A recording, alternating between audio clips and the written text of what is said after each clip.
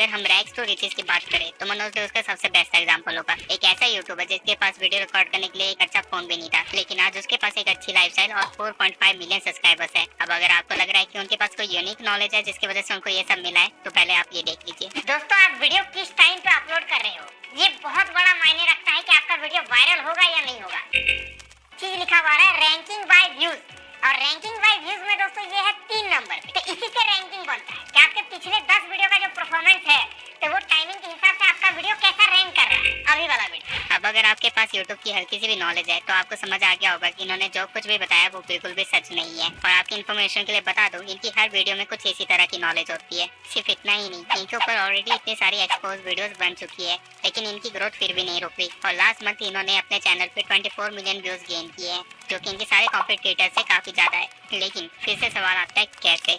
इस वीडियो में मैं आपको 4 रीजंस बताने वाला हूं जो कि मनोज की सक्सेस का कारण बने हैं। और इसमें से 4th रीजन सबसे इम्पोर्टेंट है, क्योंकि उसे देखने के बाद आप मनोज को एक बिल्कुल डिफरेंट वे में देखेंगे। तो सबसे पहला रीजन है फर्स्ट क्रिएटर बेनिफिट। मनोज ने जब अपना चैनल स्टार्ट किया था तो उसकी कंपटीशन में कुछ एक गिने चुने ही चैनल्स थे और लोगों को इस कंटेंट की काफी ज्यादा नीड थी। अल्टीमेटली डिमांड ज्यादा थी और सप्लाई कम, और एक परफेक्ट ग्रोथ के लिए यही चाहिए होता है। लेकिन अब आप कहेंगे कि ये फर्स्ट क्रिएटर बेनिफिट तो बाकी कॉम्पिटिटर्स के पास भी था, तो सिर्फ मनोज का चैनल ही इतना ज्यादा ग्रो क्यों कर पाया। तो इसका रीजन है मनोज का कंटेंट। मनोज अपने वीडियोस में ऐसे टॉपिक्स कवर कर रहे थे जो बाकी क्रिएटर छोटा समझ के छोड़ दिया करते थे। फॉर एग्जांपल टाइटल कैसे लगाए, या फिर टैग्स किस तरह यूज करें, या फिर एंड स्क्रीन का इस्तेमाल किस तरह किया जाता है। और इसी रीजन की वजह से मनोज के पास उसके कॉम्पिटिटर से ज्यादा ऑडियंस आ रही थी। अब वो इन्फॉर्मेशन एक्चुअल में वर्क करे या ना करे इससे कोई फर्क नहीं पड़ता था, क्योंकि उस टाइम की ऑडियंस को भी ज्यादा नॉलेज नहीं थी। वो जो भी देखते थे उसे सही मान लेते थे और फॉलो करने लग जाते थे, जिसकी वजह से मनोज की वीडियोस लगातार चलती रही। अब मनोज अपनी ऑडियंस को तो सेटिस्फाई रख रहे थे, लेकिन साथ ही साथ उनको यूट्यूब को भी सेटिस्फाई रखना था। और उन्होंने ये चीज भी की हमारे सेकंड पॉइंट को फॉलो करके, जो की है कंसिस्टेंसी। मैं पर्सनली मनोज को 2019 से फॉलो करता हूँ और मुझे उस टाइम पे कोई भी यूट्यूबर इतना कंसिस्टेंट नहीं मिला जितना मनोज था। उनको चैनल की स्टार्टिंग से ही ग्रोथ नहीं मिली थी। उन्होंने अपने स्टार्टिंग में 100 से भी ज्यादा वीडियोस टैग से रिलेटेड बनाई थी, जो कि चलती भी नहीं थी, लेकिन उसके बाद भी वो रुके नहीं थे।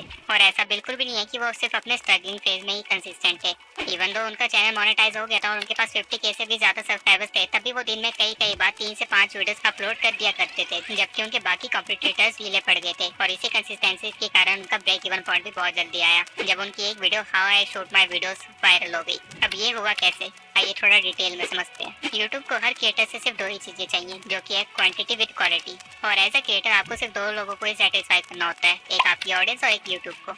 अब Manoj as a creator quantity तो प्रोड्यूस कर ही रहा था, जो कि यूट्यूब को सेटिस्फाई कर रहा था, और साथ में अपनी वीडियोस में थोड़ी थोड़ी नॉलेज भी दे रहा था, जो कि उसकी ऑडियंस को भी सेटिस्फाई कर रहा था। और ऑब्वियसली उस टाइम पे ऐसी वीडियोस की नीड थी, तो उसकी वीडियोस काफी आसानी से चल भी रही थी। और जब उन्होंने अपनी वीडियो डाली how I shoot my videos, तो उसमें उन्होंने अपना स्ट्रगल दिखाया कि कैसे वो एक टूटे हुए फोन से सीढ़ियों के पास बैठ के अपनी वीडियो रिकॉर्ड करते हैं, जिससे लोग काफी ज्यादा मोटिवेट भी हुए और रिलेट भी कर पाए।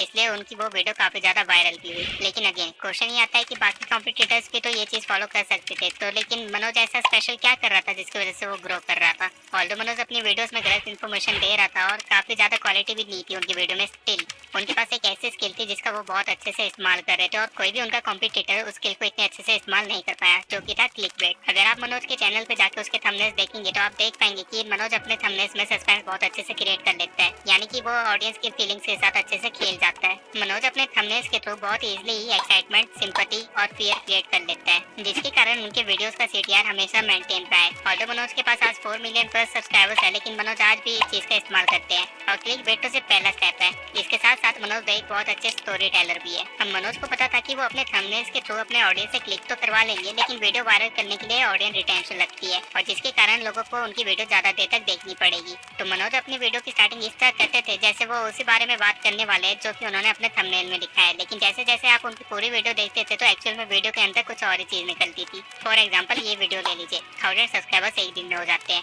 इस वीडियो के थंबनेल को देख के तो ऐसा लग रहा है कि मनोज कुछ ऐसी स्ट्रेटेजी बताने वाले जिससे हम एक दिन के अंदर 1000 सब्सक्राइबर्स गेन कर लेंगे। अब ये वीडियो 10 मिनट की थी और लगभग 9 मिनट तक मनोज इसी तरह बात करते रहे जैसे वो कुछ बताने वाले जिससे एक दिन के अंदर 1000 सब्सक्राइबर्स गेन हो जाएंगे। लेकिन 9वें मिनट पे मनोज बताते हैं कि उनका चैनल अब इतना ज्यादा ग्रो हो चुका है कि उनको हर रोज 1000 सब्सक्राइबर्स के इजिली गेन हो जाते हैं। और इसी तरह मनोज अपनी क्लिकबेट स्ट्रेटेजीज को, अपने स्टोरी टेलिंग स्किल्स को काफी अच्छे से यूज करके अपने वीडियोस को वायरल कर लेते थे। अब अगर आपको लग रहा है कि आप भी ऐसा कर सकते हैं और आप भी अपनी वीडियो को इसी तरह वायरल कर सकते हैं, तो आप बहुत गलत हैं।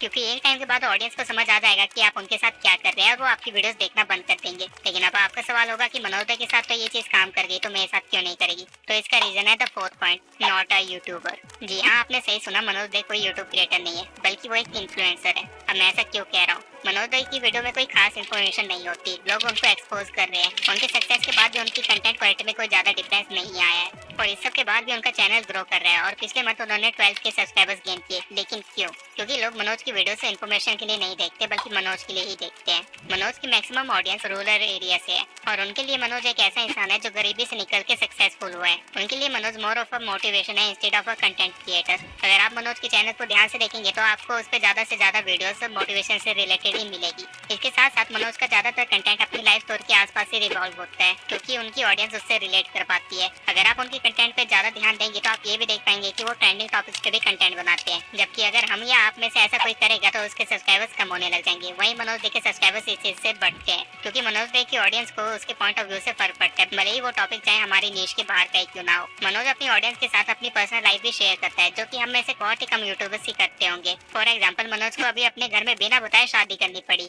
और ये चीज उन्होंने अपने सब्सक्राइबर्स के साथ शेयर की। अब अगर उनकी जगह हम या आप में से कोई होता तो शायद हम ये करने की सोचते भी नहीं। लेकिन मनोज भाई अपनी लाइफ को लेकर काफी ज्यादा ही ट्रांसपेरेंट है अपने सब्सक्राइबर्स के साथ और इसी वजह से उनकी ऑडियंस का उन पे बहुत ही ज्यादा ट्रस्ट भी है और साथ ही साथ काफी ज्यादा रिलेट भी कर पाते हैं, क्योंकि ऐसी प्रॉब्लम्स हर किसी की लाइफ में आती है। लेकिन कौन सा यूट्यूबर अपनी लाइफ प्रॉब्लम्स इस तरह शेयर करता है?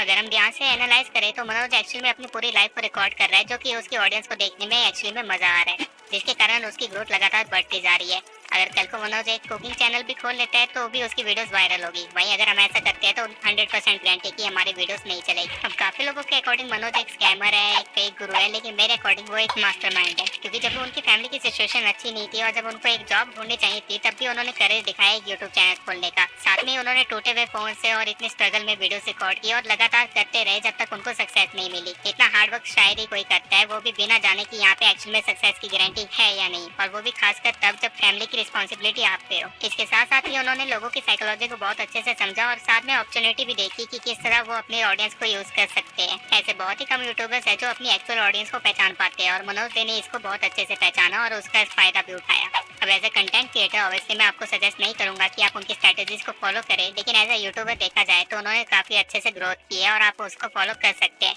लेकिन अब आप सोचेंगे कि मैं इतना पर्सनल तो नहीं हो सकता यूट्यूब पे, अपनी पर्सनल लाइफ तो नहीं शेयर कर सकता, तो मैं कैसे ग्रो करूं?